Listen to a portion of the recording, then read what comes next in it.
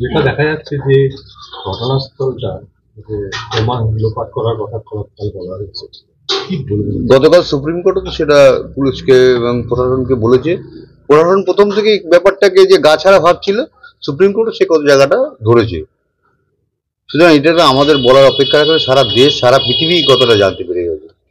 কালকে আপনি বলছিলেন যে ঘটনাস্থলটা নষ্ট করে দেওয়া হয়েছে। হ্যাঁ, কিছুটা তো নষ্ট করা হয়েছে। সিবিআই এতদিন সময় লাগতো না মনে হয়। সিবিআই এখন অন্যভাবে চেষ্টা করছে প্রমাণ জোগাড় করার। অন্যভাবে মানে এই যে পলিগ্রাফ টেস্ট করবে, সেটা তাদের ব্যাপার, কি করছে। আপনাদের সঙ্গে কিছু জানতে চাওয়া হয়েছে?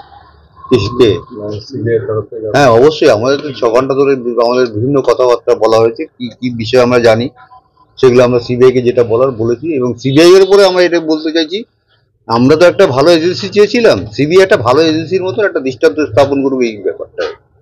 অনেকে দেখা যাচ্ছে ধৈর্য হারাচ্ছে। এটা আমরাই ধৈর্য হারাচ্ছি। প্রতিদিন 14 দিন হয়ে গেল, কোনো রেজাল্ট পাইনি, স্বাভাবিক ব্যাপার।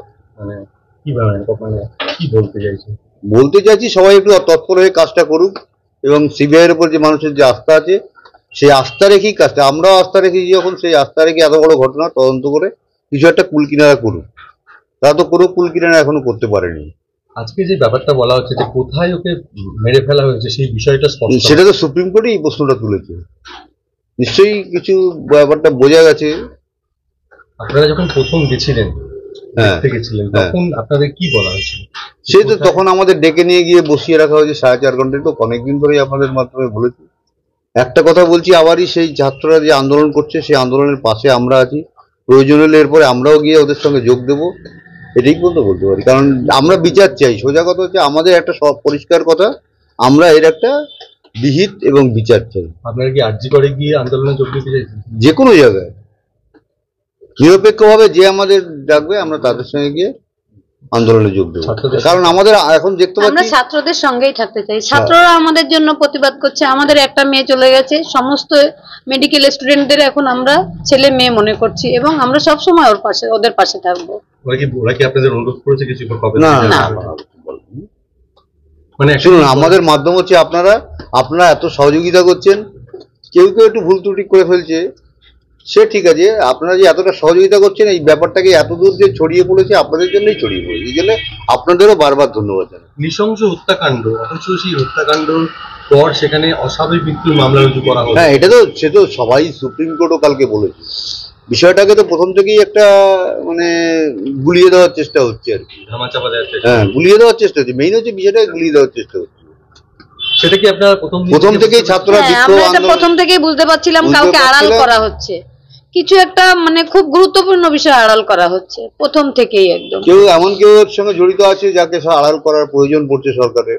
এমনকি অনেক খুন ধর্ষণ এগুলোর সঙ্গে জড়ানো হচ্ছে। কিন্তু আমার মেয়ের ব্যাপারটা আমি মনে করি সম্পূর্ণ আলাদা, কারণ সে একটা অন ডিউটি ডক্টর ছিল ওখানে। তার এরকম পরিণতি অন্য কোনো খুন ধর্ষণ মামলার সঙ্গে জড়িয়ে ফেললে হবে না। এটা আপনারা যখন পৌঁছেছেন তখনই বুঝতে পেরেছিলেন যে এরা কিছু চাপা দিতে চাইছে? আমরা বাড়িতে থাকতেই, আমরা যখন গাড়িতে ছিলাম, তাদের গলার টোনটা শুনেই আমরা বুঝতে পেরেছি। একটা যে মানুষকে একটা দুর্ঘটনার একটা খবর দেবো, তার একটা যে মোটিভটা দেখলেই বোঝা যাচ্ছে।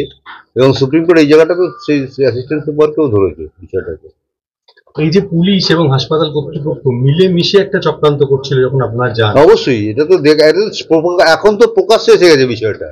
এটা আমাদের বলার অপেক্ষাই নেই। আর যখন আপনারা যান তখনই তো আপনারা বুঝতে পেরেছিলেন। হ্যাঁ, আপনাদের কোথাও সহানুভূতি, আমাদের পুলিশের উপরে আস্থা ছিল না বলেই তো আমরা ভালো এজেন্সি চেয়েছি।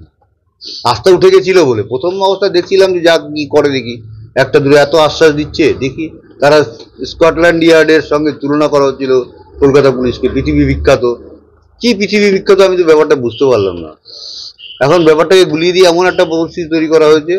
দেখা যাক কি হয়। এখন সিবিআই কতটা এগিয়ে যেতে পারে। সিবিআই এর উপরে আস্থা রাখছি, এবং সিবিআইকে এই কথাটাও বলছি, তাদের উপরে যে আমরা আস্থা রেখেছি এরকম একটা বিষয় নিয়ে তারা খুব তৎপর হয়ে কাজটা করুক আরো, এটাই আমি চাইছি সিবিআই। আজকে সন্দীপ ঘোষ এবং অন্যান্য 4 জুনিয়র ডক্টরদের যে পলিগ্রাফ টেস্ট হবে, সেটা এই বিষয়টা আমরা তো বুঝি না। কি সত্য বেরিয়ে আসতে পারে? কারণ এতদিন দীর্ঘ জেরা করা হচ্ছে সন্দীপ ঘোষ। নিশ্চয়ই কোনো সিবিআই দায়িত্ব নিয়েছে, তাদের ব্যাপার, আমরা কি করে বলবো বলুন? আমরা কোনো একটা জায়গা থেকে বলা হচ্ছে যে সিবিআইও কিছু করতে পারছে না, সেই আস্থা। সেটা তো আমরা আস্থা হারাচ্ছি। আমরা একটা দিন যাচ্ছে আর আস্থা হারাচ্ছি। একটা দিন আমাদের এখন এক বছরের থেকেও বেশি। আমরা একমাত্র মেয়েকে হারিয়েছি, এবং যেখানে সে স্বপ্ন পূরণ করতে গেছিল সেখানেই তার সমস্ত স্বপ্ন শেষ হয়ে গেছে। এবং তাকে নিয়ে আরো কিছু অপপ্রচার একদম একদম কিছু কিছু তো হচ্ছে মিডিয়া। কালকে আমাদের বলার পর থেকে দেখছি অনেকেই ফেসবুকে তাদের পোস্টগুলো সরিয়ে দিচ্ছে, সোশ্যাল মিডিয়া থেকে অনেক পোস্ট করাচ্ছে। মানে কি কোনো আইনগত পদক্ষেপ নেবে? সে তো নয়, সুপ্রিম কোর্ট তো বলেছি, এবং মানে প্রশাসনের উপর আমরা বলেছি যে এটা যাতে না হয়, আমার মেয়েকে নিয়ে যেন ব্যবসা না হয়। সে সুপ্রিম কোর্টে গতকাল বলেছে একটা জিনিস বলা হচ্ছে যে ওকালত নামাতে আপনাদের সই করা নিয়ে একটা বিতর্ক হচ্ছিল, এই বিষয়টা একটা প্রবলেম তৈরি হয়েছিল, সেই প্রবলেমটা মিটে গেছে। সেটা কি মানে বিকাশ বাবু না, এটা নিয়ে ব্যাপার, ওটা ভুল বোঝাবুঝি হয়েছিল। এই ব্যাপারে আমরা মন্তব্য করবো না, যা হওয়ার হয়ে গেছে। ডাক্তারদের দীর্ঘদিনের যে বিক্ষোভ চলে, তাতে একটা রাষ্ট্রপক্ষ থেকে বলা হচ্ছে যে স্বাস্থ্য পরিষেবা ব্যাহত হচ্ছে, এই ব্যাপারে আপনার তারা তো ব্যাহত করতে চেয়েছেন বলেই হচ্ছে, নইলে ছাত্রদের মনে যে আজকে ক্ষোভটা কেন তৈরি হয়েছে সেটা তো তাদের সেটা বিচার করতে হবে। সেই ক্ষোভটা প্রশমন করার চেষ্টা করুক সরকার, সরকারের দায়িত্ব সেটা। সেটা তো ছাত্রদের কোনো দোষ নেই। ছাত্ররা আজকে মানে আজকে যে এখানে করতে, তারা ছাত্ররা সবাই রুগী দেখতে, পেশেন্টের চিকিৎসা করতে পছন্দ করে, কিন্তু তারা করছে না কেন?